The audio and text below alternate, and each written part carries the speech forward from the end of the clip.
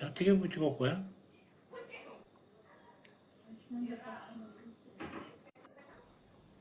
Indonesia ya kayak apa nih nantang.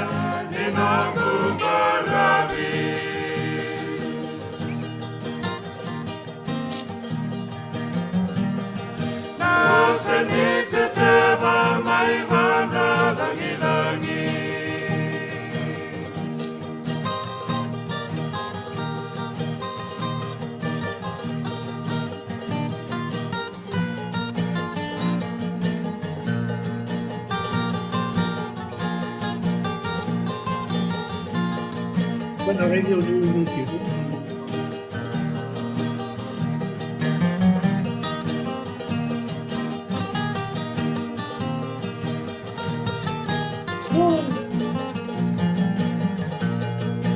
Malo bulan data siya pemain bulan di Pulau Binaka. Malo bulan bulan.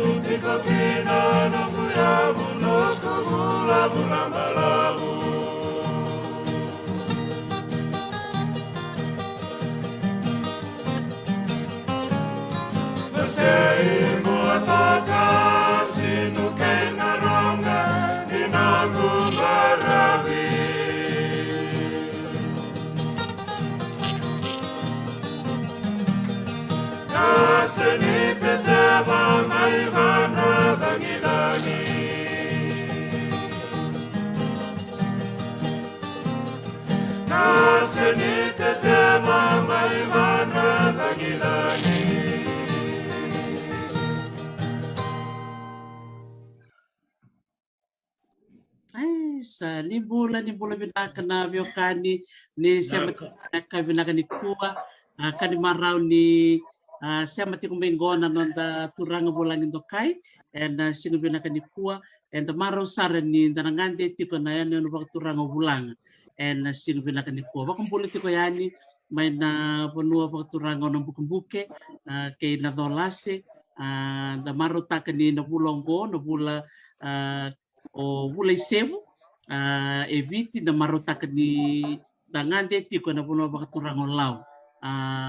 era sa sureti tiko mai so na no bulanyo ni bunga bikem ni samay sar tiko rongo da talchika na non retala no ya and the maraw na kabinaka ni kuwa ni sema sar tiko mengo no da bulangi kilita ni ko na sibis au kla ni bunga bikem ni kuwa enda na sarapa mande so na itamba ni weka sando sibita na turangongo kasatu ebiti senga wala nga ebiti kunei talenga na biasa buru-buru do toka na turanga kilelebu senga wala nga ebiti na biasa buru-buru na turanga ngo ni na be kai sibi telingana satu wabuki ena be matenitu soni kuwa ena gai waseti ko kwa weekenda na bonua sabak la kova ena bukuni kilaka kilaitani kino kwa ya langono go melsana na bakambula saramanda kwa bula binaka Paula Linga binaka bakale buna sema meni kuwa bula binaka tiko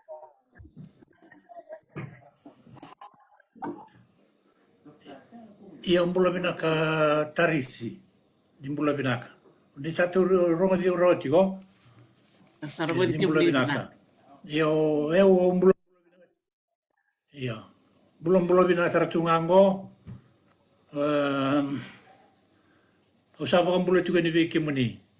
Umbula binaka maina bono lebu Hawaii. Tu talangana nunggu toka ni binaka itu ngori mai Hawaii. Naturanga talangani Hawaii o Peter Crawford Espiritu ko mai da balela I viketu USP vertu na tambanin danisi tatu ngor mai Hawaii ko na makati o mindona sing me karuna liso te Hawaii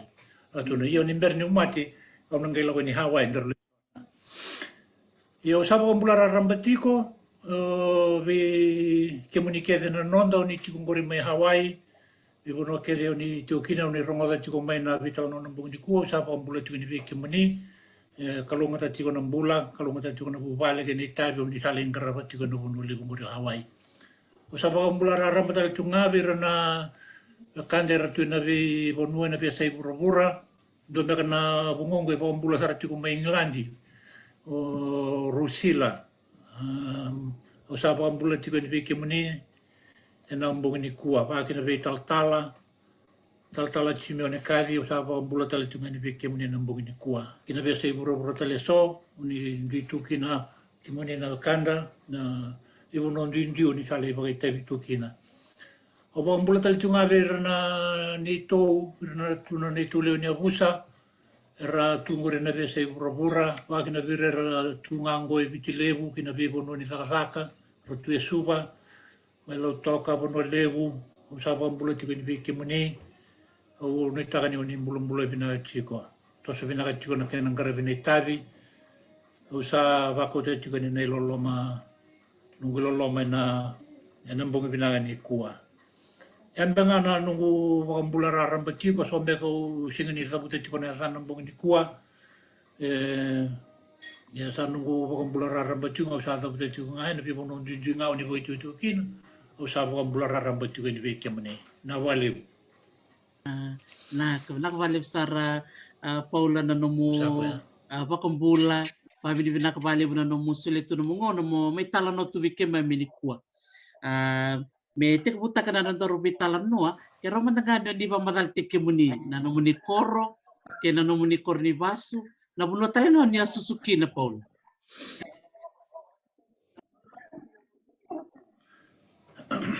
Bina ka na, yun na nga o Paula Linga, se ke wakau tukuna wakambala kuna yatangu, Paula Linga I rua, ana wakambala kuna yatangu. Aundo wala tunga wale na yatangu, Paula Linga. Ini wakambala kuna yatangu, Paula Linga I rua. Do kene mbali tiku macho tuka ngo koe pakatawa ni lutu esele, ai pakatawa koe le pakatawa mai nandone nuene a mai lau mai ongea, o koe anga le ndingitakita le me turanga ni koro. Nona le turanga ni koro ya sangai mani usuzu kino ya, sangai pakatani au kino tinangu, o nere nungu tuaya o Paula, mo Paula Linga I rua, matasarua tuna nona pakatawa, turanga ni koro talanga, e ana pa mbala punya kangu. Ina kana kembu tala noanga, sekena tuku ni mbeka veketo na nungu personal details, Ia, na rango Paula Linga o sakai tuga, ndende o taris. Ia. Na rango nga o Paula Linga, na bangigo sana mea kapa kina na ika vitu sanga buluka rua ni nongo yang baki. Vitu sanga buluka rua, au sa wati, e wati kona lubengu.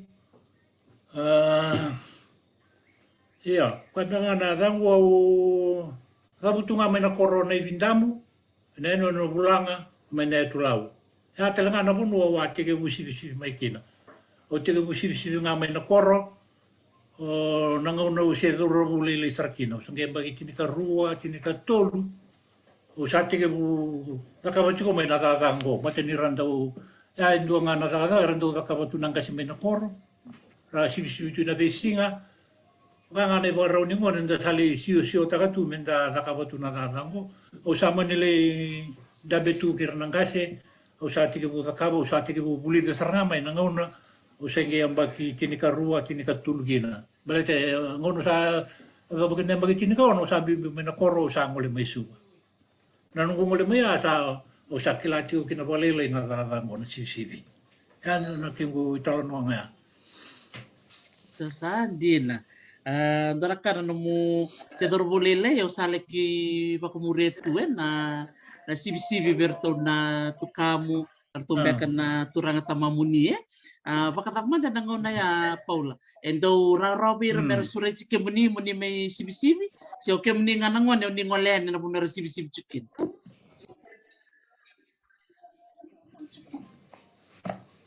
dau la satu virna non tangase virna non tata Runda tata ni ke bakain dali trana non rea ni sibi tu kan non randa uzun rubi kenda. Taka ko ni watara ni ya balte ya na ya marurui. Balte ni sando bangat tu na ya ni sibi me ka kota ni ndo mudu Sa ba ro sara tunga me da kena na sibi ni ndo loko kima me ndo loko ngon ni kima le watara ni sibi. Kima me ndo rumbi lagi talia. Me ka ko ni kima me watara na ka tu ya. Do batu ya na non repo ro ngasi ya haki me mindo zike tunga na ngone ki me mani banga ta tunga na non raya ya sa ndo talanga na buli bina ka biki mami sa tiki usar ngai kana ni mami sa buli ka mai na ka ngoni sibi sasandina pakatama na punar to sibi-sibi chicken endo chicken bekan to na polau era dola ki songko ni patikina mera sibi-sibi bata se sachi ko ngana puno ngaran dui dabekina na werna turanga na ngone mai na korro senga ni ndo na bola endo utara me ragina na sibi go endo zakatunga na rukuni vika na rukuni kuni neu roni zakatunga ikando na patu loa rando songo di kete ni kia orna leo ni korro rana turanga Erlingkar apa tengah ikan anu raga sip. Katotok benak ko kalim pakata manda na no abuli na korni buli nga may bulang na ngono sedor buli likina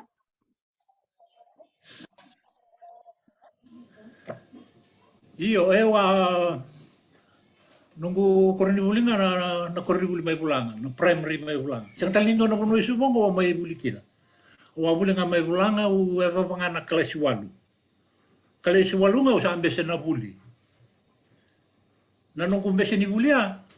sa bagai ungke tio tunga mo sala ko ngai na nunggu kor mo sale tunga kina. Bale tau sakila tu na tatavango na sibi. Sa roni o bulitaka o sa rota may gine sonelam. Asar nga na no sa ambese nga kin na buli. O sala ko ngai nunggu kor sale sibi. Sa bulitak ngai na stoa. Sa narira sa ratio nga nila pun sa lao mai. Nimbere nyung kay ngulit ko may subo nang ono sa bagiti ni kaono gina. Sadina ireda ken ban ban mo buli to nga may bulanga sa lomamu chuko nga mo na laki buli na sibi-sibi mesa tikital chunga ni no mumbula Iya makagina tarisi. O bakas matanga o sa sinibia buli. Balita nila po nga sa atu ya. No sa nga mo sa sibi. Ulitaka nestoa sa nila po sa rega sa lako sa ratio nga may. Sandina na no munisip-sibi chuka may bulanga pakatama na nakau nindo ba kaya ngataka na no munisip-sibi ukla ni buga bikima msakila chiko nakau na besi chiko talmbeka so nakau nindo ba kaya ngataka Iti ko tala so na vi matanggali kau ndo ba ngataki me na koro me baleta na sibi. Baleta na kakango na sibi mesivi kina na kaenda vina kata mesivi baka kina na kena tana wanga ni viti enda unjingi tagi saranga kina na kau vinaka se kena tuku ni mbeka veke to mai na koro na harude ya ya ena tini vina tikine na kau endo na kau nga rawa kla me baka na kau roro na kena buga enda unjingi tagi saranga na kau vinaka na harude me vaka kina na kai enda vina kata minda sivita se takina endo na wanga baleta ne roni tu rotu na ngauna mendende tu na kena tu bulan dende kina na kau kaya na kan kina baka na kuni tu na tungor na besi tiko tale so na kau me baka na nawa nawa ndo kata na ngona nawa nawa ko ni rela tiko na itambango ko era tu tambaka tiko na vitina ni de ni rela tiko so na katungo na bonu so na karanduri tungo heda na nawa nawa bana kau ni matasawa bana kau binak ngo kau vinaka dai kau vinaka ninda bangata kina na sisi tu tale so na be matakali kau ento bangata kita na sisi biga mandanga ko sa tu kuna tuka na vesi na nawa tiko na bau do bangata kita kina so na ya viti rendo bangata kana ngasia me vaka kina na sisi ento ndingi tali saranga na kena kau me kau vinaka sa totokan din. Yan ano mo sib-sib ito kaya may nakoro na ngona daw sanga yelo muniki na muni sa beauty pulang muni sa ngole may pisu. O seno no mo tiko na bakita po ang bimbi miki na may pulang. Io nemba che un macchina mai plana e sengani ali bukan dua biau. Ronio e ali biau na kake de ga nemba kinga o sampu ci bulanga mai kina senga bukan dua ni ali biau e se tu bina sa tunga biau.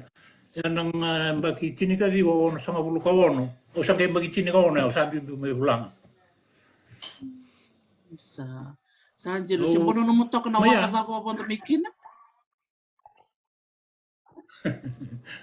E au secondo mai na wanga ando vivitu ene viketo mai lawina ke ana e tulau.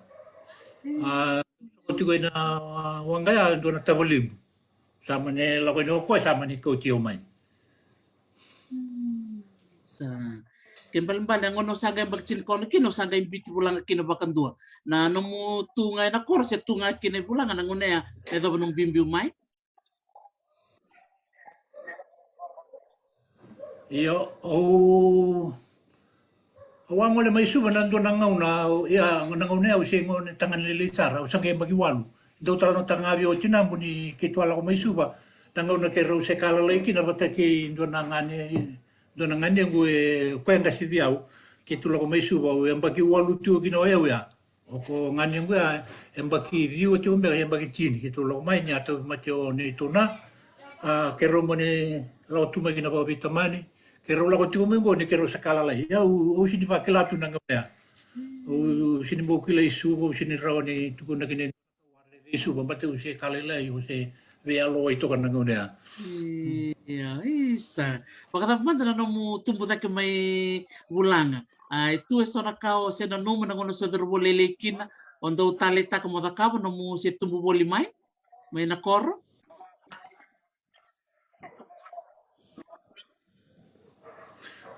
nongo tu mai na koro e doanga na kaundo o taleta o ko sa ka tu ko na sibi kena ndo va na kani va tatalonga ndo kila itu kina nangon ni tu mena non takoro na so nga na kana ndo va tatolo taka tu ana vita wanga na nonda lako tu mbaravi da morire tu na nonda ngase da lengoli e vaka tu na e virau na tawu ika na mbaravi ko ya so na kai ndo sine ni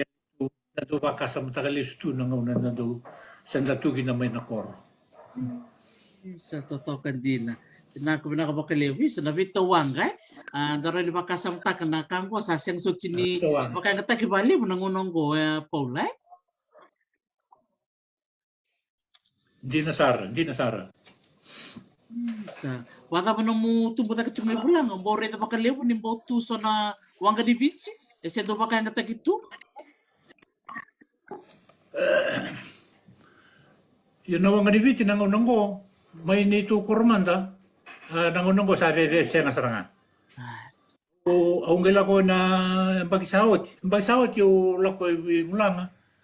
Saan dua boli serangan awang ka sa tiukin. Dua serangan awang ka di piti. Boy sa nga kinalaga ang gonda sa karatunga kin baral. Ya, sa karatunga. Sa wareta katuya sa sinila katuya indo na karandau kleten ikina na netunga senindau randau sa kabatu. May na neto matasa o nindala ko ini kiniliu. O sinila karaw na awang ka di piti.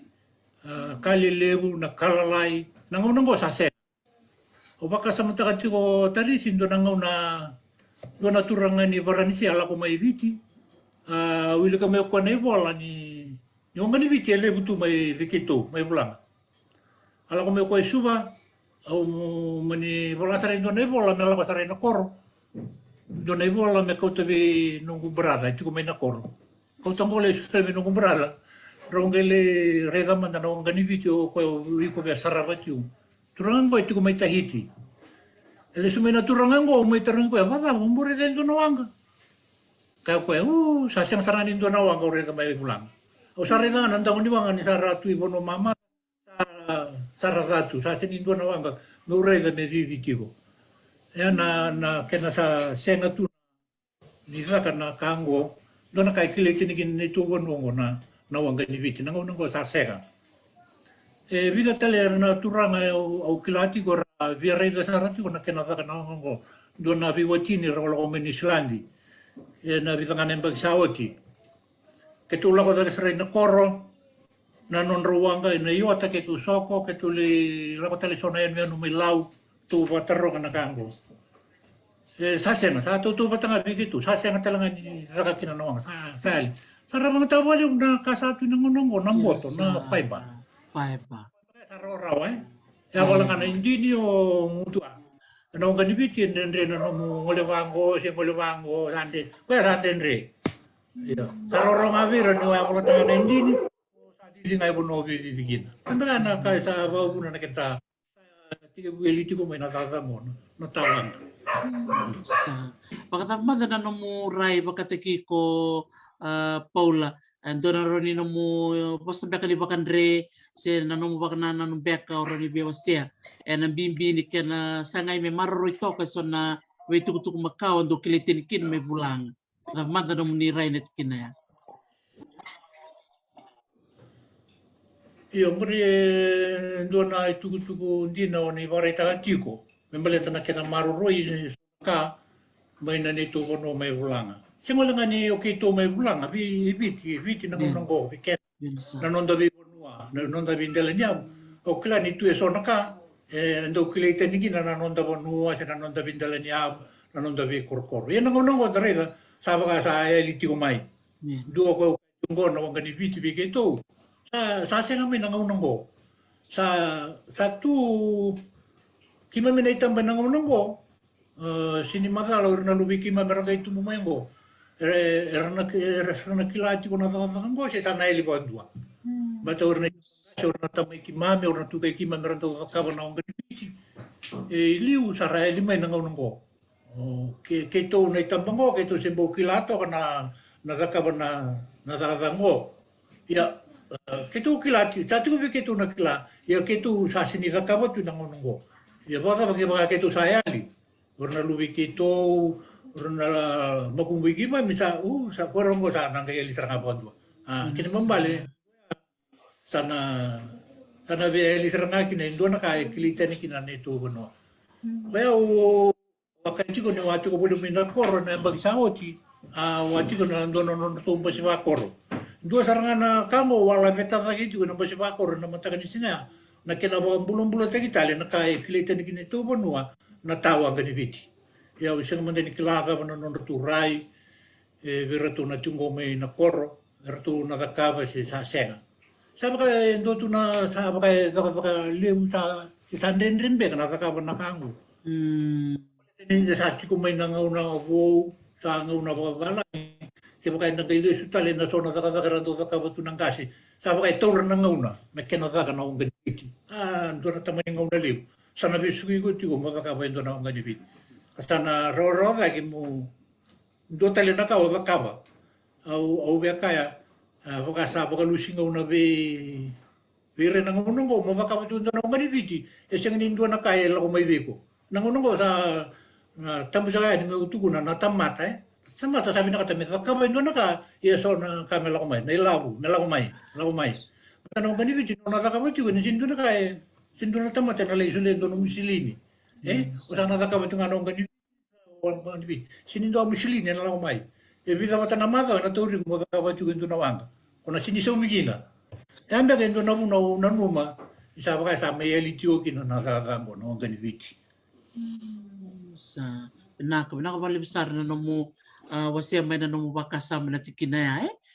kero mi bitar no talaga kay nadoroboni bulang o seta rikilentua en na no may wasia chikopan na baka tasosok niya sasok tikopan na uto niyalo soko abo kina bisi buru-buru mani pamatal taktal chingokwen na non ritabi na marama na tali nila tali na waseti ko o seta na italanongo bakataba na nung madorobo may namutumbo ta may bulang o niyamba uridan beka si o nanumalesu na kenan do tali na lada na ngunaya may bira na marama si o iran beka na nantapu nandana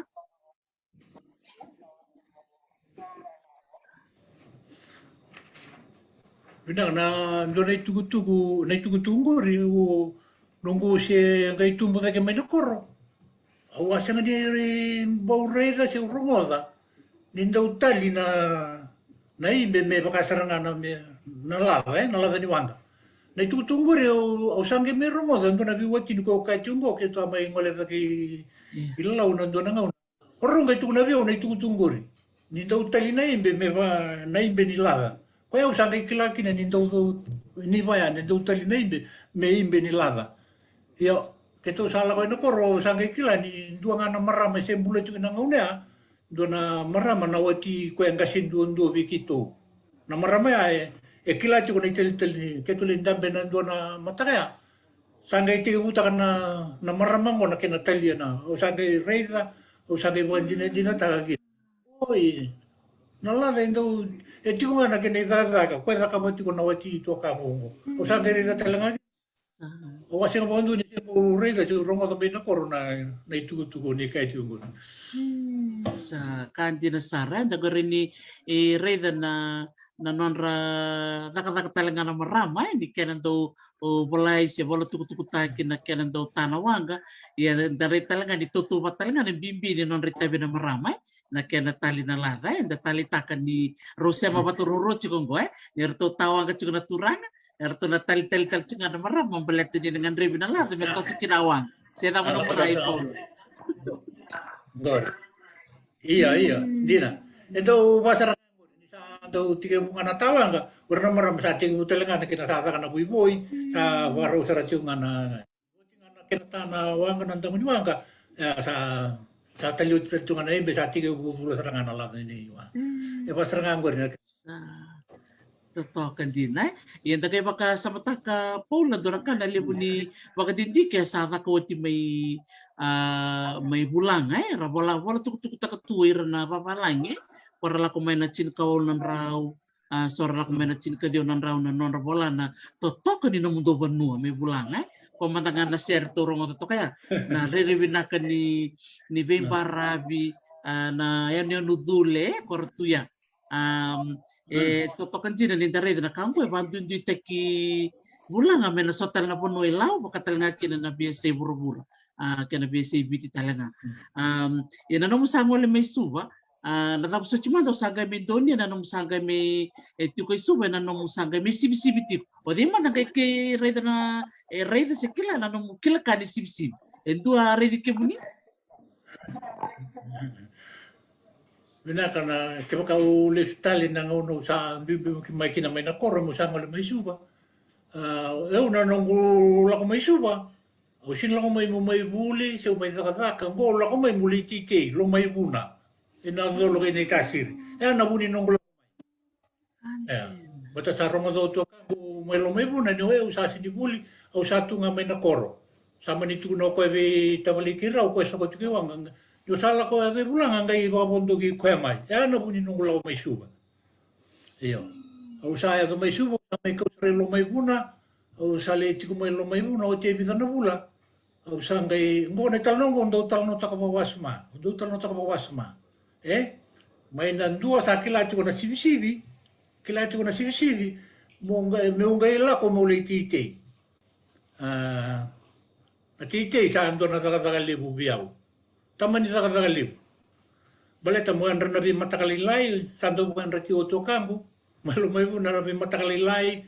lututu na kambu ni vanua batatu na raki mengai suli bi ko indona isela ka mo sale were de dona longa parlebu. Sa andona ondo tu na bawas ma sa andona daga mai tamera bi ya. Tamani daga lebu. Yo, na teke na buni nungu la ko mai suwa. O sa kai tigo na daga ko na sivi sa tigo robio sa kila tigo na vaka sa me. Sa kila tigo na sivi silini totolo ro na silini. Ko ti no nungu tigo mai lo mai buna vida tinga vida na bulo san roma sini kila to ka ko ni san roma. O san roma suba to tu kine sona ni to sa ka ba tigo na daga ngo suba. O sa mani mai zuru tu kira to o sa mai sivi tu kira to. Go sivi na sivi o sivi ngai na mataka e kabi o sa taura tuna no milamo e ana kai o sa bina kata bolim mo sivi ngai na dona singa e kabi sa tu be ne lamo wa sa mani bina kata kina me usa muile da bana kata uzoko na titei na buli na kata uzoko baya e o mo sa sivi sa te mo sa tungai kana no sivi o kai tiko no sa kai bagitini ka ono o sa mai bagitini ka vitu en bagitini ka walu. En bagitini ka walu sampai di tukuni televia o tarisi me usala ko telemandai buli ngon sampai bagitini ka walu. Ya. O sa ka mo le buli o sa barong tumndanga me usala telemandai buli ngon do na korni buli lotu esle usale buli mandana kya ke roni nambo le rawate kya ndo na kasi le ado besar ni tala ta nambo binasara. Kau tio ndo na tazingunga tala tu esu ben ngona. Akau tio kwale ndu tio koribuli au le buli ya ruangan emba kina nunggu buli na koribuli au tamba din rotel mai na buni nunggu roma yo kwa nga uketiko na baka sa mga ninda sibsib nga na mataka ya kabi sa tiko biko ni lamo e sini ali tu bakando via una na kaka na sibsib sa malaka sarangabi una sibsib na buli na utimbe kay pita na emba ki una ngai dono milabi ya na sibsib nga na singa patangaya sando kina no milabi ya na buni nunggu talita na kaka na sibsib o sabi ta tala mena koribuli lotu na sangkai bagitini ka walu na nunggu mbimo ya au sa sibi saratunga na nunggu bula tau voko mai na bagitini ka walu me ado saranga mai na ngauna o mai zuru kini USP o mai bode mutale me ado mengo o sa kakaba tunga o sa ko sa tukuna tuga mbagi ngo sa na bagi bichanga bulu karua nanga ngai baka sa matar sa be 5 baka ta na mbagi na nunggu sibi endo tu ngana nunggu daga na sibi nga may nangauna me ado pati umengo totokan din orang binaka no mutalan no ay binaka palim sar polo mutanga do chiko no baka tutu na rampe ka plan ni sampai kibit sa bulkaro yo ni turang bulan-bulan binaka tunga totoko tuna kemu itu baki baka tabe na ronin dompe na baka tutu mendatangkan pihak soa buli sibi suba tormante na university meralaka ni soa torobo meralaki buli ber matangana torobo ni sanau lau sena torobo ni bulanga itu pihak toroba tutu na nomunan ni ose bulan bina ketu kau sekilatu lebu na kilani sibi tapi nomurai pon iya mbari endo na baka tutu erto sa baka turatiku ma erto na Fijias Council tanto tu na baka libu biau me senga wala nga ni virtuna nito ngone rasa tunggoy suba ya ebina baka sama bina kambali tawar na nito ngone ratunggoy suba njina ni rangone ni bulanga rasa sinikilatu na rakatango rasa sabun bira na rakatango urna luki me mereka itu bumengo o randa utu na mandanga biau wala ba yuko ni kontong sibi wala ba rutu na lubem o na lubem kutanga ni tolu o autu kunango ortu na le tolu ya eru sang sartu ngani kila na rakatango iya ro ngone ni de merau kila mbale to eu na non rau tata no merau kila Indua ko ndo murio buru boli ko ngai kila ti una kakango. Eru se satu ngani kila ndo na kabale tena sibisi. Ko mori na ka satu ni ti ko vike to mandanga na bulanga isuba. Me sa ka telam de ndo na buli. Mera buli telam ndo na itu mo ni mera bau kila. Sera tara ko mere. Me ba matu tagir mera. Ura sa ba kai rasina so ti talita ka sa ndo tena ka ra ngole kina. Sa yo sa ka ko vitile bungo e wa sali mo interview ti do na koro mai kamba mai vina korea mai vatani wa sali bi mo buli dio ti virato do na madao reda na do na madao e singa ni se sini rote do na madao na da dango e na via taura to na ngauna me na ngai taura kina na da dango na iyo era ndo ngole ti ko ni spi ngono tu ki no rangone ora wasam tanga ngone buli rele buli tanga tanga e sota ndo lo di tumbar le buli da reda ni sa tu na vi rangona tanga tanga na via tauranga ngauna nangauna ni mai ba ta chu ke via we sembera ni rota nangauna mo ni mai buli kina na tore vida na bula dona baki sa nangai vina ka kina na kauni via mai dona vaka sama vina ko ni tu na tiungo na kena kita le orna luvenda sa na ngono mera kila tale na dango sa toto kasaranga wa bini bina kakina na nomu rengo ribalete ni bide bike na barong chukaningo bike to talanga ng karabati ko natakataka ni museum au na to bole talanga mo kay betar tarbe directa PG Museum si Priano Neman baka talanga kino Peter Crawford na nomu itoka ni Goy Hawaii mekato na vital no man dai kero ni baka ngarai so silini meron ni balay so abuli kalau nga tinyo ni simbulati ko pula rosar nga nyo ni biluta kibat kay binatala turango ni ron kila ando na kan bibisar nga may wasiso bubira na tambangon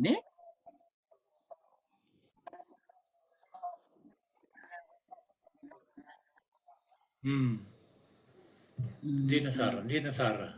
Sa na kabina ba kalib sara polo na nomu bewa sa itchuk may nikuwa na nomu bimbi may bulanga.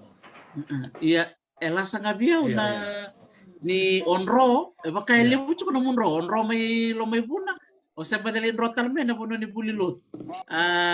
Ulita ni sawat sino onro Paula. Yeah. May kokori bulilot. Sa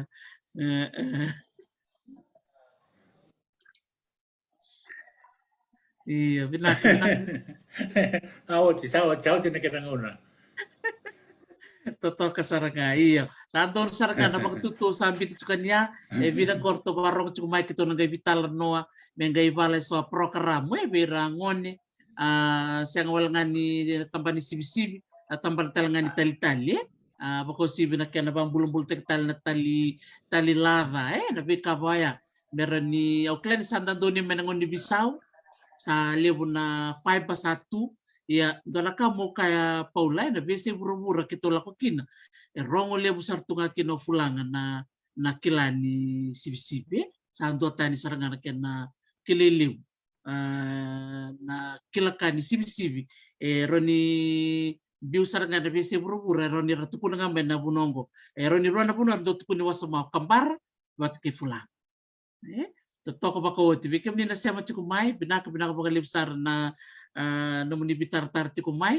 na buku di program gua na bitar no bat ki Paulalinga turangan ni nai bindamu may bulanga kan maraw ni silito ko na nangauna me kero me bitar no tukin na silbinanga ni ko na ulu tanga tsunga ni nona kilaka me beleta na sibi na turangan go sa lemu din na bonu kaukin na linga ni na mawe ni lingana na buku ni bisib-sibi. Bida na matento na wili kumandan ng gugubik muni na matento ni Caledonia o Palau, China, Tanzania, Taiwan, Turkey, Nayat Solomone, Malaysia, Taiwan, Papua New Guinea, Amerika Samoa, batki Vanuatu. Gomanda na Vanua sa tukin na abonondo libarite kita katakan nilinga kina na turangan ko o Paulalinga jadi dia saya terus boleh lah bak cin kedua sa te ko toro ko na na yaya ni sibi-sibi may nanakor may naibindam may bulang siang baka dunia laylay sa sang takatong ako may bulida may tapsaron ng baksin kaon kinanon sa bimbi may ngole may tete lo may buna iyo kan maraw din ni may bibu kaung geti turang ko ya to kana klase wal dora kango do talita ko turang ko dina ni rado kaiso ni raw nga biket ang baka na buli mentang ngole balang ya na turang ko sigile mo na kay nanonobuli mbeka taro di kaya ngana kelas walu na vivo no kedo sa butenia sala ki bakrita kita kata nilimukin na non kilka membeleta na sibsib apa bin binaksar kinwa na non semati kumeni ko gosana semtal mengo ko mena barita kamanda so na sibsibi sa ka na non tiko boli evit sore suba na university wa sa semtal mengo ko nak bale bulu binak na itabun bulu binak bale na barong tigmay do bulu binak na bubal na halofaki bil tukite malom bula talumedi Brenton do bulu binak silipa tupua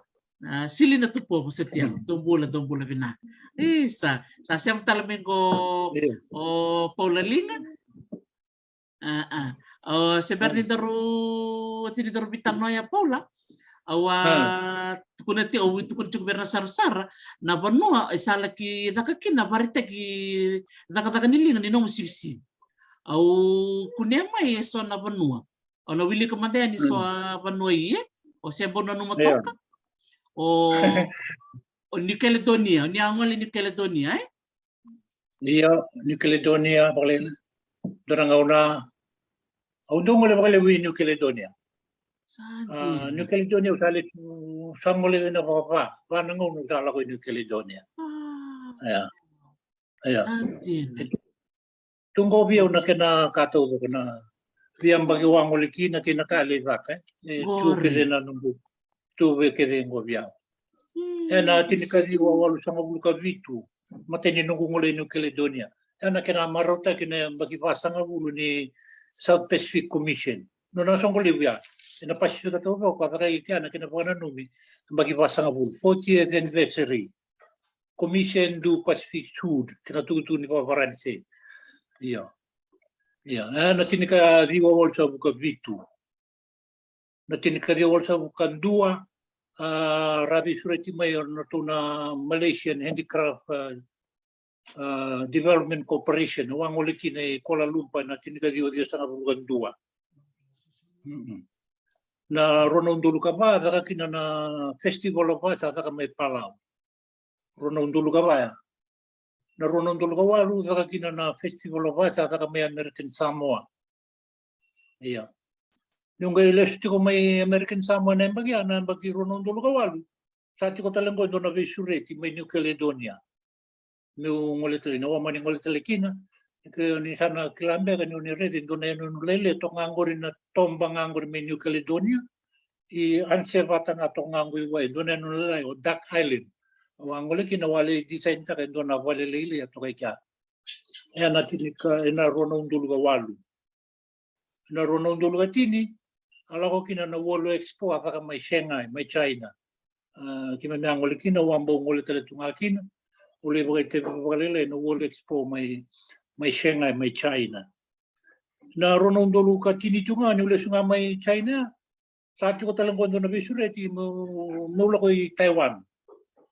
iya ado ni Taiwan I Taipei na capital o manle ko talang ko mo la ko sana kan dua do na sana mai Taitung karabini tu na kau sa seni kleitu na ka me ka kina manila tu mena na bisureti mo la ko mo le boita kirna la ko mena bi seguro nagi mamili na kabana kaungo membo ba na tagitu sa sini bang tagitu haramo motu mai Taiwan na rono ndulu gatini ni mamili sunga mai na World Expo mai Shanghai na rono ndulu tini kan dua wa sureti mai mula ko I Kiribati na museum mai Kiribati mo bole warita ka tumtanga so na kala ren bo va ka tu mai Kiribati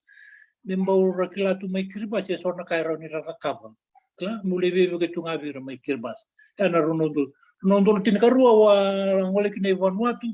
na kena lei vaka e sona kambale tana nonda headquarter mai Melanesian Spearhead Group ko tiko mai Port Vila o angole kina kira tutale sona Pasifika ki me lei vaka e sona kai upitaki tukina na nonda vale ni headquarter mai Vanuatu na rona undolo tini karua o madingole tai ni New Caledonia New Caledonia wale la ko Indonesia ko tu to mai waya uvea lifo watake mare vakatiko non ra cultural center mai mare wale vevu kena raka isona kame ukutaki tukina na non ra cultural center mai ka warna kamaxe na rona undolo tini katolu madingole tale New Caledonia kawani nungula ko New Caledonia do tale no ko tu to kai waya mai uvea ni kila no na tala noa ndo nga una rava mati ni kia orna orne toki ni bono orale songola tin donangara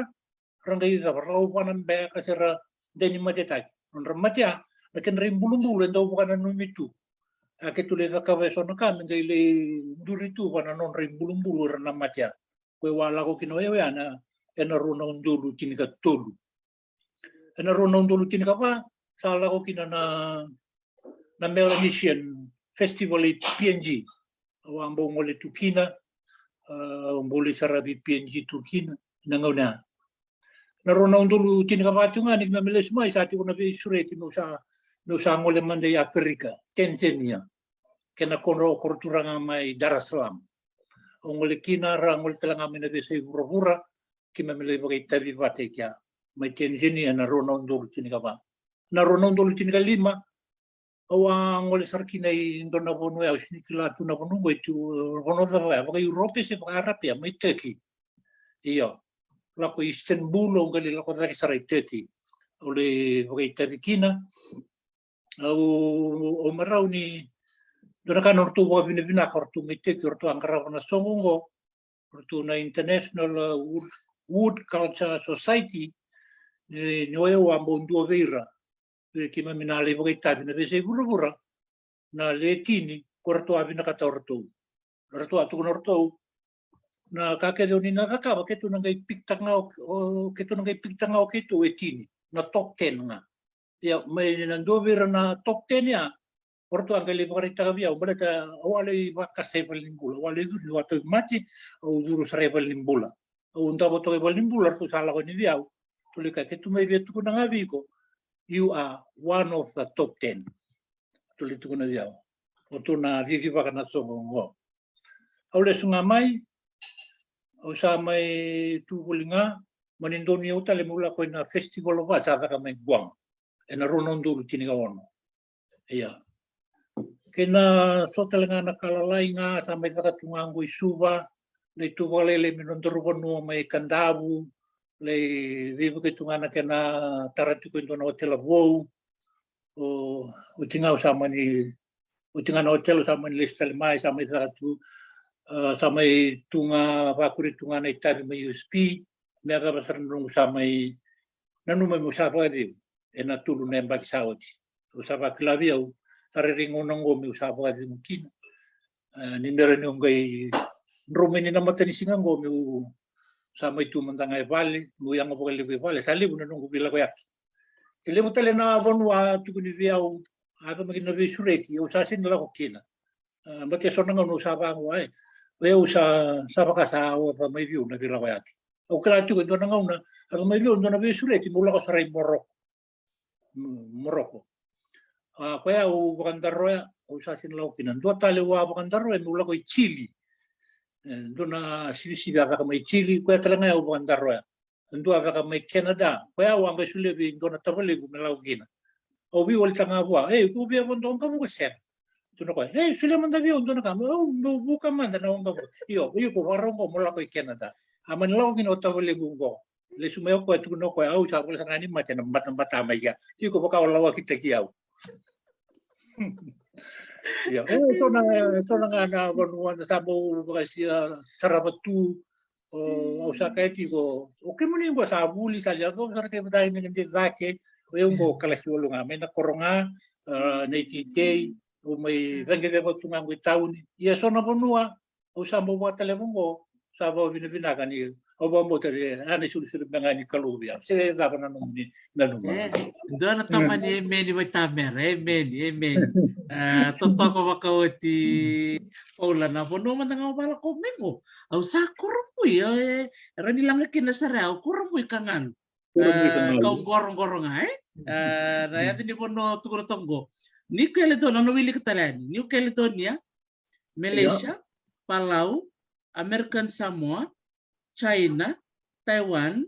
Kiribati, Vanuatu, Papua New Guinea, Tanzania, o Turkey,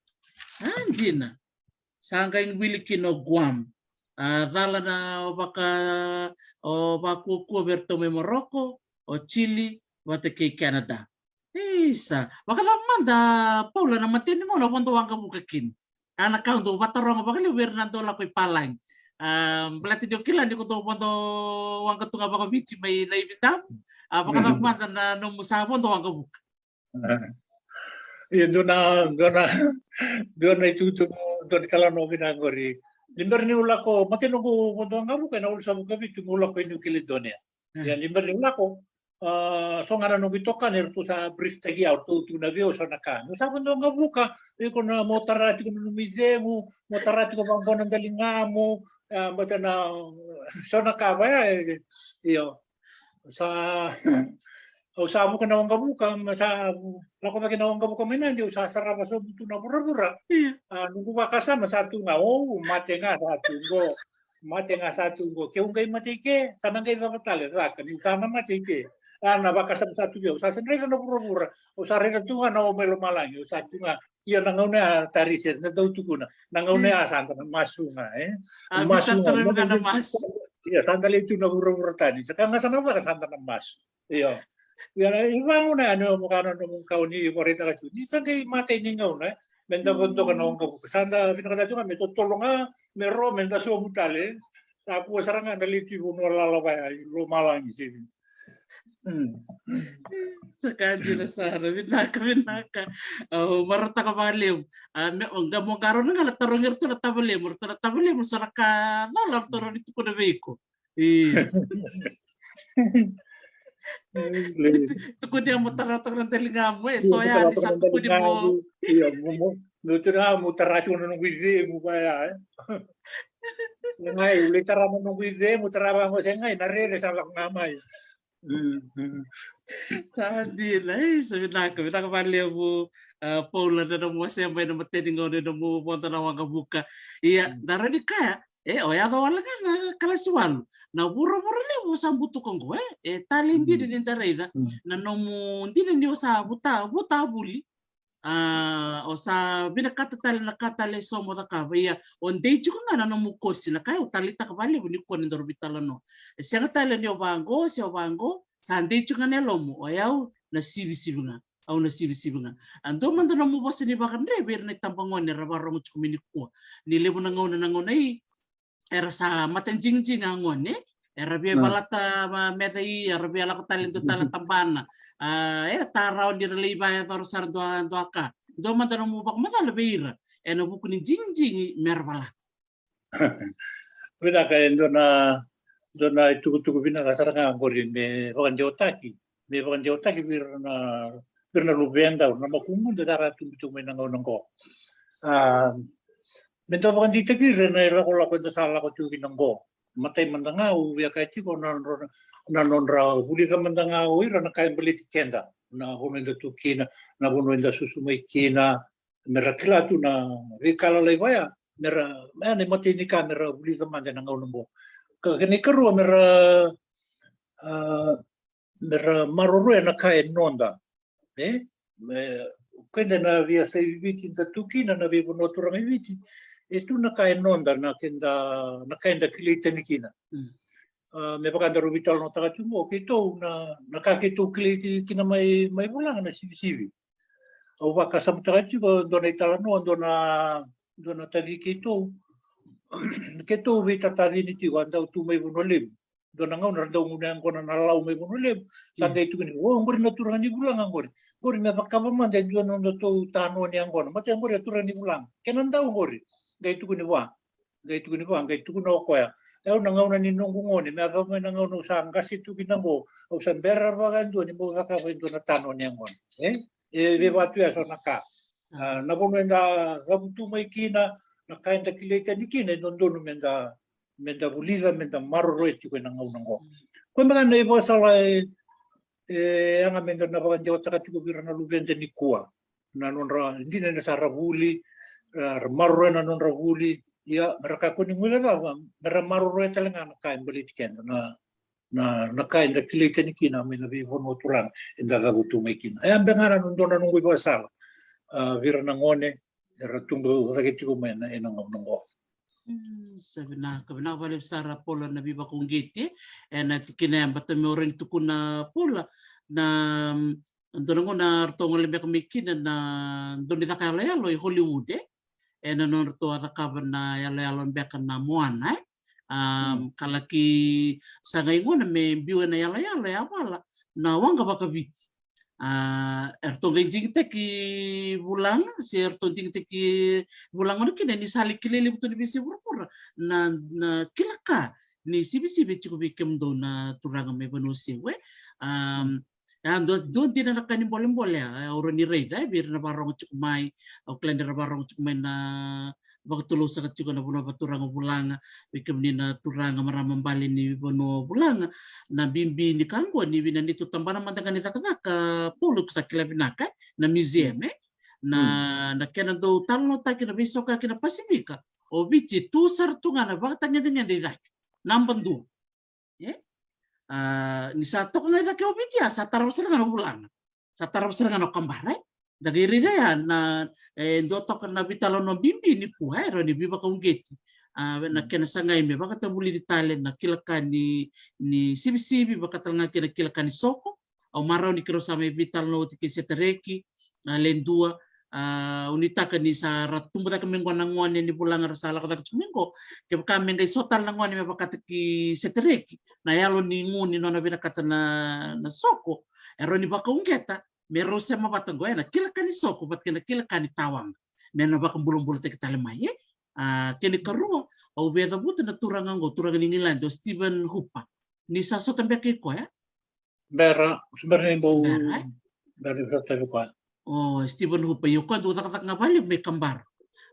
do lakala tal ngabali mo ko ila kemba erto ka do na bakarita kiaya makau may chaman awa kalunga tasar ni ulire Los Angeles si Amerika na lomani exhibition space mo i Paula dambe binakasar to ngay lomani puno ni paritik mo donan rua iyo kila donan rua na wanga baka beach kila tali ni nagairira ke baka Roberto may rope merto kuta may nilabo-libo go may ta en dua wanga kangay biu na lomani container gay kawi rope ken balbale orto na babala ngirse kilachuk nga ni bimbi na kena kilay na bimbi ni sibisibat kena tawang kay ando sarang kau na biba kung gitu kindi kuwa rona turangan ko bandire din takay o Stephen Hupa lako sar may nilandi may sanga ko may bakang bulong tektal may tatalin tuawang kami rakol kotok ko may barita kay chaman may barita kitalangay na ibang Amerika o tali taksar nga pala kem kasara bi Stephen Hupa meda kabaya enaro talanga ni rabong gets talanga meda katalanga apakah matanga na wangga sa chikgo na ibola singabuwe o kwa sa soko chukino setereki lendu unita kanina vital nongo na lirong talanga seta meron indo na mata vital no menataka ni oni sembulatiko Paula merlak mata menangon ni pulang amin do na kamera sebara do mata no pamadalika iyo ndino sara ndagirira chiko ni okenda iriti si okeito umanda ni keto do kamanaka wahage nango ba keto sama bibele sartunga fasini tutan ni to bakana mana ngani viti Ureliu dutu na kango na ngani viti na biamba kia daka daka na vito wa gani seni sudu dutu na ngito ni seni sudu na vito wa gani viti daka tu nango sa senga saranga koya keto sa kota ta keto mekino keto sa bongkas to kana nango do na daka nango me ba bulan teki talaman no ngani viti na vito wa gani viti na seni sudu me mkila me daka tale me nakando kiliten tugna nito buno sanga senga nango ko edo onda ko naturanga ni warani se ukai juga la ko mita iti uli ka ko nebo Ni wanga totolon duan na matagali wanga bango kwenda kile tinigina na Pasifika. Na wanga totolon duan na wanga diviti. Gai may turang no ko, kumulo ko sa rai pulang. La ko diviki to, gai kau ko di lesu ko kau ko sa asin nindo na wanga diviti orega. Kau cari dengan apa ibu di bango. Na wanga diviti. Ko ese nindo na ilaw wanga teki na sasera.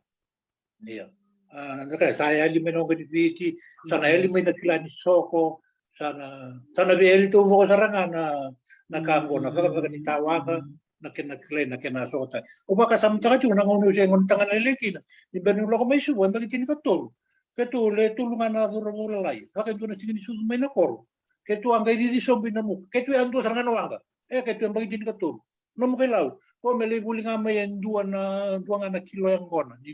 Na sini su ko. Ko na vita usaranga ketu kakak. Tu sisi bango na muka. Buli nga dua na kilo yang kona ketu sisi le telemay. Pokoknya tu endo na gitu bikin mami na ngauna ni mami talita ka tu na soko na ngani viti endo tali tu bikin mami na ngauna ngo na saka totok saka tali ngo ko sini bang tagi na benseni so ko ta may na ilaw may na numuta ya limay anda binakata ko endo sauma yeni sa singa nga ilaw sana sinro notoso sa sinro ni na indine ya na ngani viti ko sini do na kaya bang tagi na sabe aliti ko may nangonong nga ito na tali na nang iba mo na luro ni ko na nangonong ko sige na valim sara polo na nang wasya may na ulutang ya lele sara bakang bulat ko mingo bakang bulat tal tsunga may ko o rendini taltala kavi kerto na pupali mengilandi malom bula rendini bang bulat tal tsunga may ko o nabungo munimbe ako rusila may sabi tingilandi sa chik sarong ko may tek. Oi, may teki. Oi. Iya. Bari na kuno batang. Raida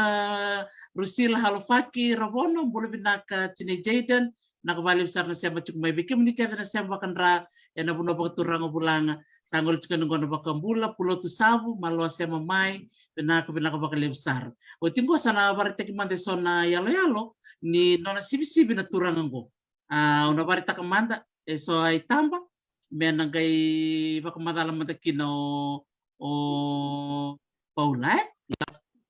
gora mate tamba si berba kan yore de gero nyo madalang amikina na CBCB gombe kay na may subapak yung rin do na nakawasivita na Ronaldo tini katolu na viso tagit yung na buno ni ngande may subapoy niya may subapak atau menanuwa na city council meleka na may doon na buni kaulebu may naman di doon na buni mo gani artu liteka artu gali radio ni speed boleh ka kamatu no kaya ni reda duri tungori o monele baka tolo takatu na rona madawa o ka bakina na kang rona madawa sanjina Israel bikim ni nandong ngole na may subapak ngonyo di reda na turang kwanda may bital no chini po sibitan na isib ko tokongo dari ko na sculpture na kinatan baka na ibindam sculpture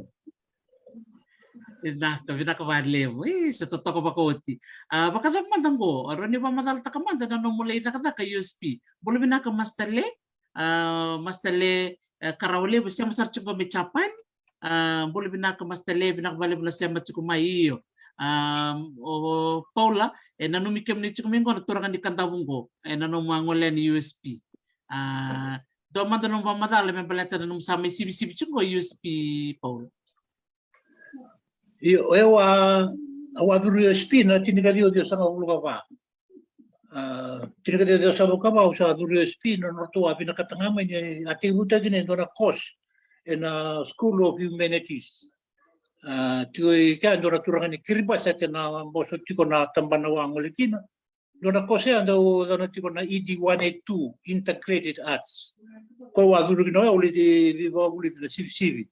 pati na le rotel na marama dona marama ni mbrimbasanga na tambana ni tuli kuro babiti kina dona marama ni batulele na kaimbaleta na masi kwa ke to aguru gino na tinikadio de so ba yo oro ade mu mai ni otinga rumba na emba ro sa de mutale morau o sangue mani pa kurie tu eni ame roba ni o te vana emba ki o sangue vi una ngule be bo buli na CBCB o samani tau e mutagiki na tampana bungo koe na Oceania Center, koe o sangai tukuna na mbosa na ngaunea, o Professor Epeli Opa, indua na residential artist ni lakoyane. Awa mga ngolekina, manile wa na teke utu o Professor Epeli Opa, may nembaki ani oti vana embaki, na nungu atiko na School of Humanities, mea ka masaranga mai, nungu sangai tatau mai na rona undur, tinika dio me usaha pagadi mai. Sa totoko bakauti rere binaka na musibi-sibi ngo bidar tongo bidar ni tambo beosea tale ni dare na non bakata teke muni o Professor Epeli Haofa bakata mo na matay ngonon roso kina turangan ni tongang ko Paul. Io o se tiko na tambana biranangone ni ubi pobli tu biranangone na salituna indona marama le tu na biau. Tuno ko sa ngai tu ya bungo na tambana bungo na Oceania Center. Ngoi na le usarna kana binakatikina orna na meke na danisi na androini na sibisibi tu tu komboso ni binakatatuendo mele sibisibi ka. Ko mola ko manda moliri ko. O ngai la kona singa santa de tu entam sar tu ngai tumba na turangango ni tonga bata ba ko tunga o sa mani tu sarabua o be redi kimuni io o Paula on do sibisibi o tunga ngoi na School of Humanities o be mobili ti governo ngoi o saranga o binakatar tu ngai ndo me ti me residential artist io mo ndona kimi tu mo tu o te o mai bola saranga e ndua ngana nungu sivi leilinga e na basa walangi lalinga ubo kilatu o mani kota talekwa le reda ngau koe tena isa koe saranga ngo ke tu koe saranga ngo vanga radio o reda tu nemba kini numu sivi no sa tiga sivi mena koro kina numu nemba kini bula nanguna nga o samba ki vasanga unu parada tu mbeki tena o sana tau riko saranga ngo ke makao pinakata o sa tau riko Iko misali mo may kiamo sa may tiga mo sarngango bikito. O sa man lele ko sarnga na tiga mo ni nung ujuri i Oceania Center. Nada pa nang may bukat mo kina. Andi na isidra kae naturangan ni tonga na non na tutakatue na Oceania Center. Di ni sa may bakadem mo Professor Epeli Haofa. Se baka watukana tungan na mawe ni lingana kina na bingarabi and university ni them. Totok. Mina ba kalib sara Paula na mo siya manitikina na nung rodo takabati ki Professor Epeli Haofa kaya na nung naredo ko na nung mo talent ni CBCB. Ya bakadamad na may CBCB tale so di ko sa may bakade mo sa may tunggoy vale. Ang nabartak ko sa na nung CBCB. Pero di ba madalta ka weekend? Bueno, CBCB ngo sa kanga sa may bakada ka manu sa tu bule vale sa katunga so kalalai. Go sa katunga me rota tunga na ko sa tu biau. O me baka sa kai ko sa bicho mo garo ne mbaingo. Yo wakila ko ni balabu tingo bicho mo karua na botale bango botale na bicho mo karua. Nungu ba mo tachi ko. Bicho ko rongo botale na bicho mo karua. Rao. Iya. Iya, bo sa katunga me loloma baka nga rento grito me sora kima mi vikle tu. Sembo so na kala le tu ko me loloma. Ko iyo sa tu mo yo na so na kala lai. So ko warita ka tungo sa katunga me loloma na kini sini su bagi ro sabu ka dua birna rubenda. Lewu do na kaya to wata tagira me bo lubiao. Na kini sin 25th birthday ki birna ngone. Endo hondo rakabatigo. Ke wa mi me loloma. Nga sa kakatuna munango. Ya, do na kau siyang ni ngula ka dua tarisi na nunggu tiko bei Professor Epeli na nona ndo tumberia utuna bio so na kai buki o rede ni buki o saranga valeu na nunggu ka ndo siu. Ke bukane na reda tiko na kai tu tabaga tiko na bitina nike na nunggu hakaba so na ka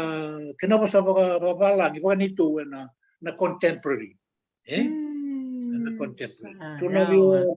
Tu nabio Professor Epeli ko mo sa ka mo de so na contemporary o na bala traba batangor na nito na traditional na nito ke tu ka na kali tu ka na wow tu ka bango ka bango ke tu no ko siya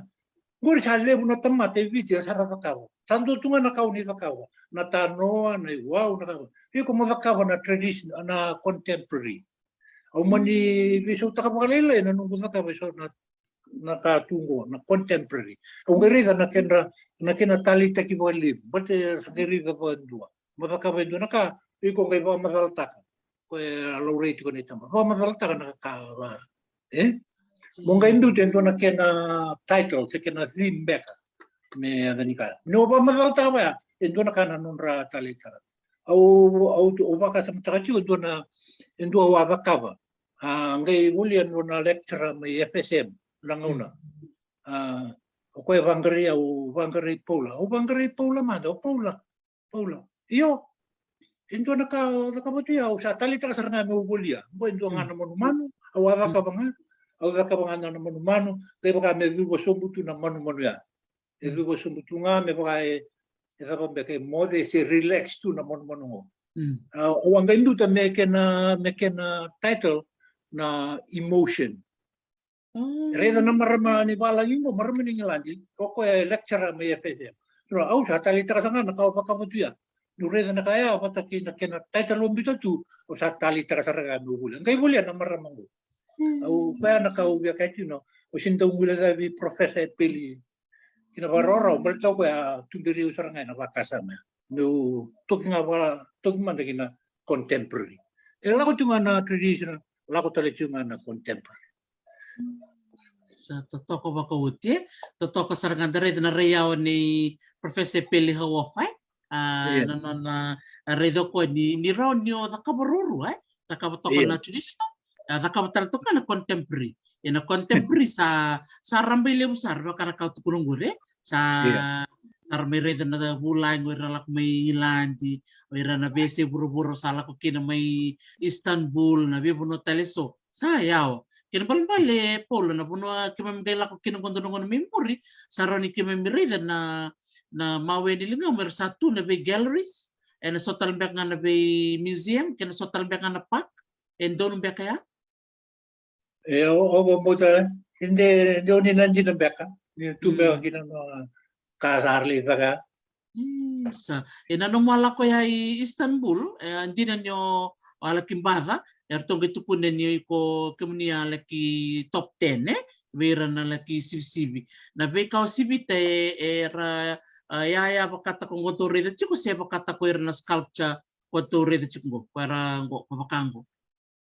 ko kaba na ko wali kaba Istanbul iyo ngoi indo na kali buto kaya mo umbala buto ka wali lai ebe bero tete ko beke ruasa nga bulu na hindi na kina pala si Sivia go wada kaba ngai mbute loma indo na ka na loka loma medi mendabo tu loma mule tu nando na kau yana kaya yana sinra ni onre ta mai tumba au mule nga nando na kau au ngai mule nga indo na ka na loka se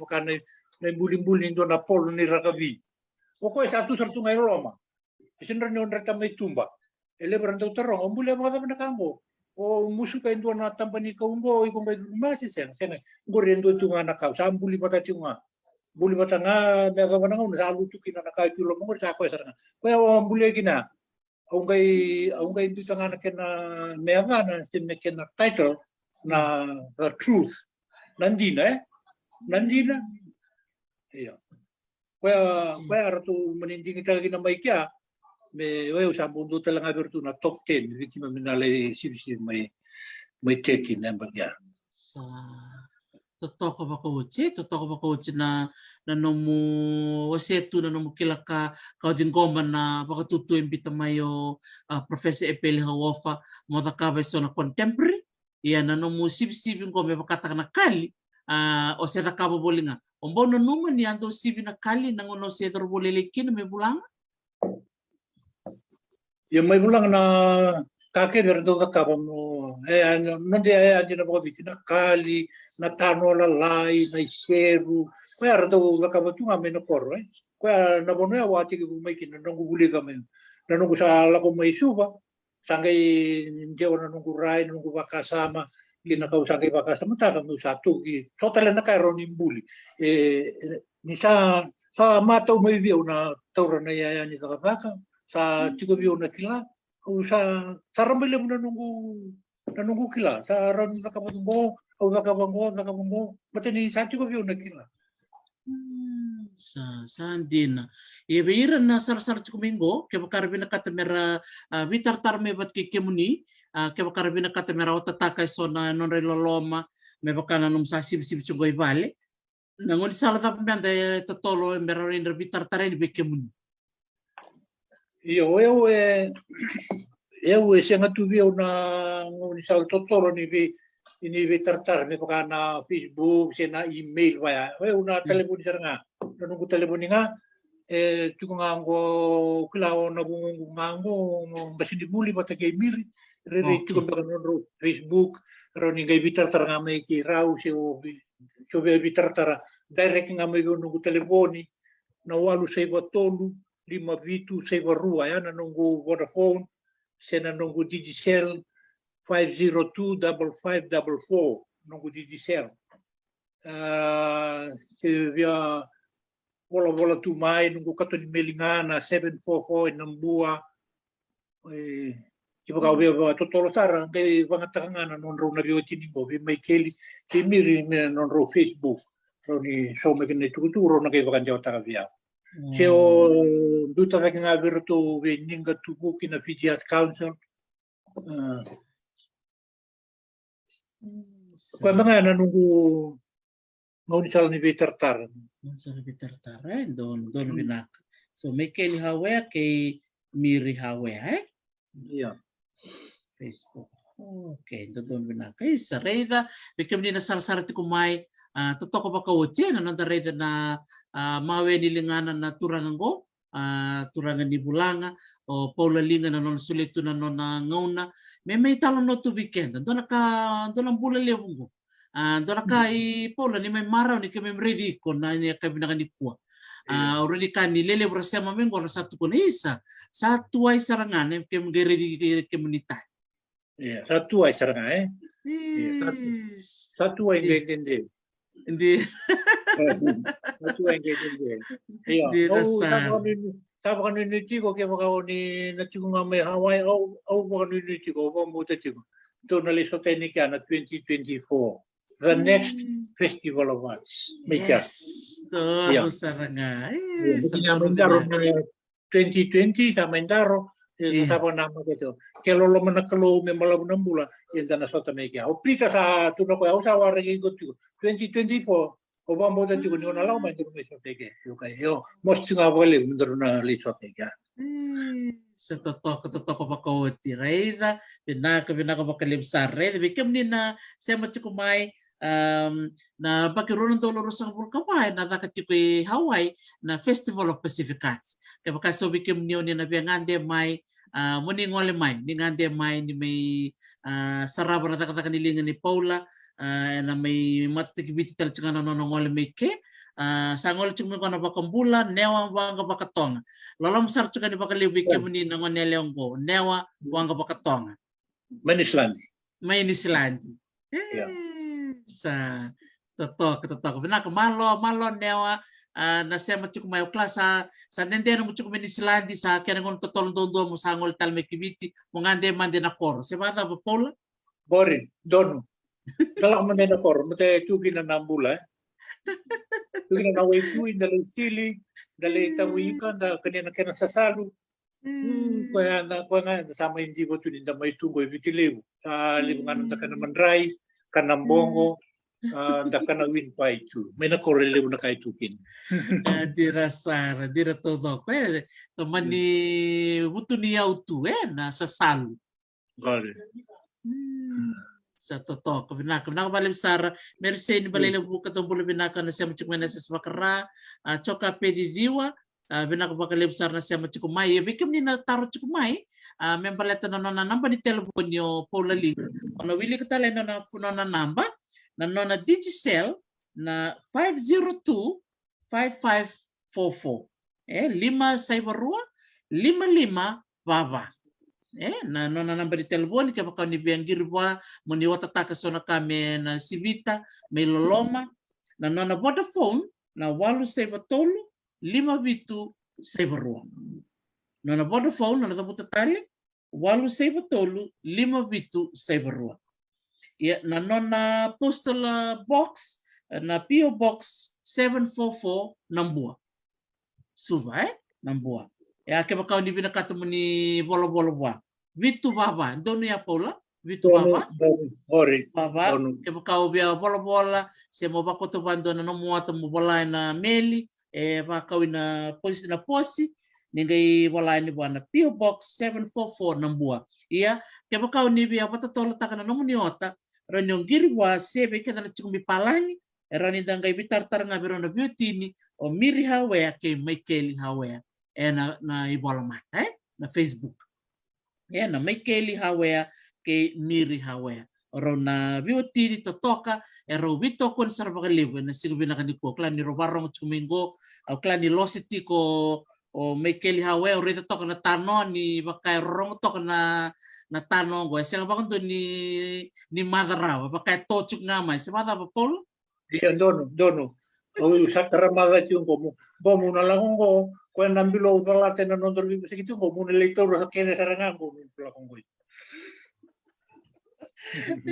Sa totoo makawati bikem ni nasema chukumai sa ri totoo makawati na may bio sa itu di kuwa o Paula Linga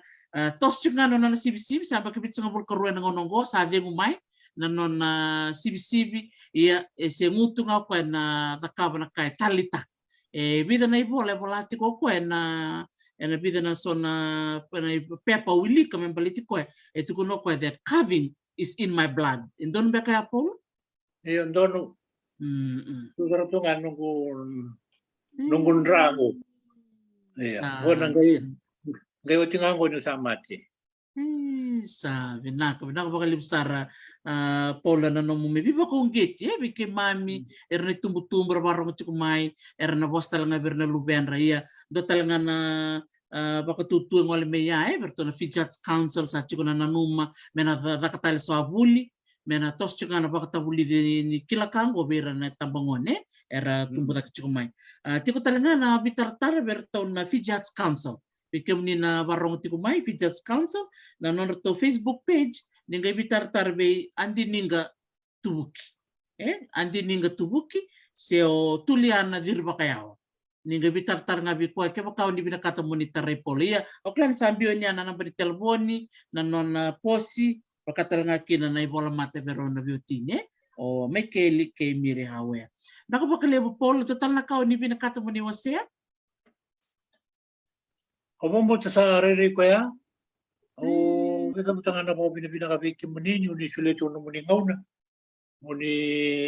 numbu mo iba magala tukina. Ni ko bo binabina ta wale muni mo rongo tunan to mongu na sona mataunda ko kay suba. O bo binabina ta iki munikin. Ndonga tala no la sango tarisi. O sa kay mekulay ke ni onda kendar ndor vital no tunga na telefoni bango. Ono no mandi oni nala kasaranga mo ke muni mendar mai virai ndar mai vitalano o sa ke toro saranga mo no sama tungo ni o kendar no bibo sekinga na misi sa tungo o isa o bo bina kina bole ni oni suleno no muni ngauna mendar mai bibo sekinga sa bo bina kina bole o ni bina tu ke malam 6 bulan tanang kay sota tiko na pangatagi kenda tuna kalu na no bina ngo kina vitabilalai na sa tu bina ngo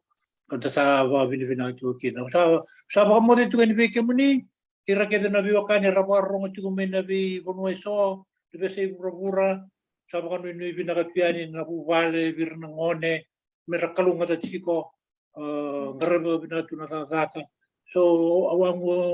ngula da ba mi wa ba mbula virtu so na ni tu furu tingo me Australia vi chitoko runa chitoko ro tingo me Australia o saba mo dito ni vikim do wa kine ndo na mesama kumbungu tiko tiko me kia cho kina no na buvale o bonua ndo na bongo tiko sar me Perth o saba mo dito tunga ni kina virto bo buvale o vitamani na bongo ni kuwa wa kine suwa rabarong tiko mai saba no ni bina tuyani o bo mo dito tuyani ongula ka mo ba mo mandanga mo ba mbula ba mo dita mandanga ba no ko tokan rendre itu ngango suba tunga bola ngango inda level housing wana buke ni ngasilevu ni lotu eslevi tike rotu naturanga ni mundu o chochi ngarani balu ke vai warong tu mena turanga ngo tilo saka usaba kambula usaba kamuti tu ni veke mani usanga rongo da tungo ni uni saka betango indona tu levu sara usaba bina ni veke mani agin mamale sana mbala betal ni mbula kasi nga wala ngango ni sana mati ni uni saba itor ni tu rede bango sanga ubomo ni uni nambula mbala uchi bulan chico kalau ngata chico o saba mbula wa mo de chico ni veke mani sombe ko sin labuta na ganra na buni kuwa yo saba ko moderar rambutungan yo satu nga ba moderar rambu sa na boleti komunike nga wiro sa labuta kiru singa ni labuta sa nunggu ba mo de sa labuta tu na buni o mimbi nga veke mani Dr. Taris me Hawaii pa nga sa kay tu 2024 tu na sota me Hawaii na wale sa totoko wakauti au sa vanu ni vinaka tu ni tonang kay bitaya bitu nambara bito toko Waikiki Paula sa totoko wakauti baka boleh sarci kabingo o chochi karnivalu neta chochi vinaka bale besar na sema chukumai salalo muchukayani na turanga ngo Paula linga kaya bakan rona sota ngai sole bando na biolosi na ile utondua nin rosa na sota bako biokan semada Paula ngore na kena tu tunia mai kanda ngi akela tu ngore na nongo tau ngore turani mundu vendo na bilo tina do tu tunia mai kanda bu kare na manuka tu ranga ngore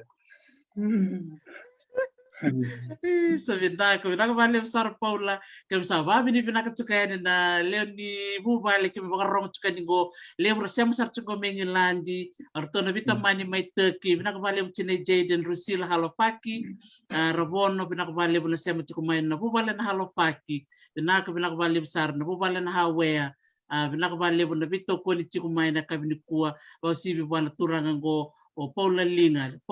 irua ya maru takini mai sema toko ni ko me talo notu lebu na noni talo me bolo itu ne bolo mata lebu ra bolo itu bena magazine beka na pepa ia senga ni totu bat me torongot seranga na tomona me ga mitala no ko lebu sar na kada me bulida no na tumbu da ke me bulanga ke na nona laki wer tu me lo mai buna sambi to kola tak tu no noni sele kasa tumbu tak me kisuba iya Amaro taka ni listo bachunga mo ko na CBCB tagarede na buno ke la ko kina listo bachunga mo ko na ka talitaka bina vale besar Paula sabang mal sar chukan vale bikem do todoko paninu binaka na nomunro na gai ngunu bati ko na yang gona ngunu binaka sabaro tek chungor bikem ni na ka binu ko na bu vale na hawe bina vale besar Mikeli ke ne tamiri bina vale bina bikawitaki ke na nona mai tiko patiki ke ni kuwa na nonda bulangi o Paula Linga sebenarnya ni meda na nonda bedi talano au na pakatang talimanda na ser me bono seo batele werambera mai ku na nonra bermai na buna raba nakata kina sorang gai suka bermai menda retal madaronga to kondo ser makawa ke bulanga au nita kanyo ni natale ta nakbale sar Paula ngai bakadem tok navalego aka madmanda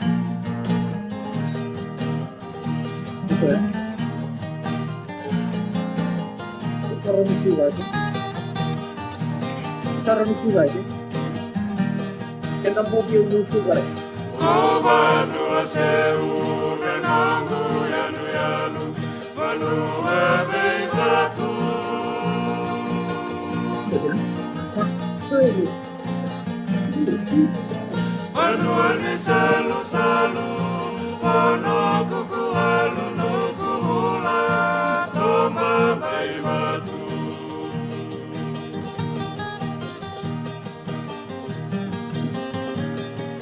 Sei boa toca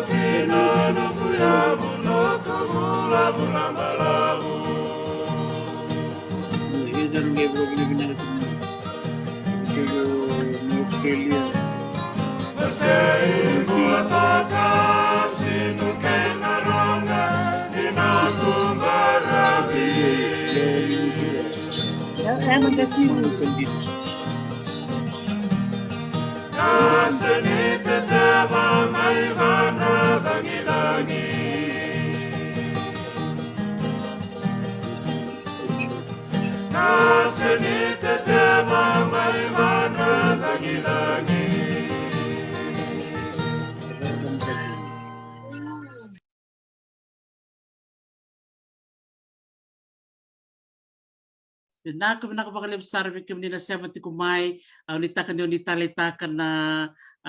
rong pinakan ni Sero ya kutsikan sarang apa ko boleh ka kinayan yung totoka o fulanga da marutakan ni siya matumay na bong pinakan ni Kuwa o Paula Linga. Babi di pinakasarti ko na pupala na Hawea, Verono Biotini o Mikeli kay Miri. Babi di pinakapakaliw ni nomro sila na nomro tiko-tiko kaya nomro ngayon na meron ni siya mamikina o Paula na kabinangan ni Kuwa. Bikita na parang tiko may totoo ba kawati na nanda may siya mapate ni Kuwa liw na kanda bulida na bimbini kaya na tango makitiko na bitalo noa si tukutuk makawa kaya na bika anda kiliten kina. Dolang bolen da bitalo no takan ni Kuwa na kaya na bimbi may pakatabuli di listali tiko na kilakani sivi kaya na tanawanga na katala kina na tali ni Lava ya o marota na bitalo ni Kuwa rasa baka romo tiko mingo so na lubay law au baka tulo sa tiko na nonra itiko di siya matiko mikina kami ni Kuwa na nonra sa dingo manang bolen bo men teko butaki so na buli loma ningaw na sa tunggay matanda marota kasari sa tiko so ni tubo kango arto chiko talaga na Fiji Arts Council, chiko talaga arto na Fiji Museum, chiko talaga arto ni Tokay Trust Fund, chiko talaga arto na tamataka Tokay eraw ni raka patamay sa talaga ni ngulit kina na be funding iso eraw ni Soliman na besi burubura may pakatakan na tamban iti kino Professor Stephen Hupa pakatalan nga kino iratal na buwan ni be indon ni bandindiki erdolak tume na besi burubura era nonra sasanga takatume tosa chuk nga se baka bulong takin na sibi sa natawang kay dongko na reda berto na biokan me Guam berto me Saipan berto me na Marshall Islands sa may bola kan mayali sara na nakila ni sibi kay na tawang yung ko sa baka bulong takital na re-Rebecca ni talimbiak na Festival of Pacific Arts na 2024 na kay Hawaii na sokumikina na be wangka keda na be say Pacifica talaga ni ngwali mikina na ngwani ni Bulang meron ngwali may Hawaii meron may soto kira na ngwani ni Guam meron na ngwani ni Marianas meron na ngwani ni Marshall Islands na kena si Chukbir na kila ni Sibi kena tawang ron ni Robiso liwa kasama wili talaga kino ira na Hawaii kay ira talaga na ngwani ni New Zealand ira na Maori kaya makara nakabata nabi yan ko na kaya wasi na kila kawango cukup binak around nira vas kay listal may so nabi kawango baleta ni dona kawir na sarabanua era tunga nabi si burbura ngan reba meralako napodo non royote nabi bunu rangwali kin mersarava kamera reda nabi ka and the kileten kin na loma ni bida na senitur sawot yani totoko pa kawoti ni tamay soto pa tinasing binakan Kuwa siya matalmi kino Paula Linga na nona kila kami baleta na sibi marotek sarva kalib na nona may talano kambulong edit kenta tu na silbi na kaniko nakabalib sarbi kem ni na siya mamay na sila ni mataka na ruchikin na nona bulangi o merse ni balilebukan na siya macam na 5 na kaloko ni mataka kaya na bito na kaloko na ngoli chukmikino ndoni turangan daw ni bosa o Paula Geret na may iba madal takachiko ko so na bosa ni bonosa ka turang olaw na bibekani ni bosa na bosa era sema na bibono tali so ibitilevu so tal na bosa sema na bono ka robe so na bosa sema kina bono kina imaduata ke imbua enda na rongodo na keritalo no ni matak saba ko bakarauchi mo pol na signi mataka au ni taka ni na talitaka na 5 na kaloko kena bitu na kaloko na kabi ni singa tambu ya na singa moniti na total chunga kina ni robita lanoa kina marama ni Guam o Dr. Mary Hattori na dito may bital na takatiko ito na Skola Sivi siya nga wala nga nindue lewutan na Skola Sivi yaran daw sulian na matin to Amerika ka tiko ay Hawaii Honolulu lemo na scholarship bango e solitu mera ngole mikina na ngone mera wakaleo fomu mai na rakatiko na kana vitala no na tolu na kaloko na kabini singa moniti tolu na kaloko na ngone mai biti kemaka o ngandreva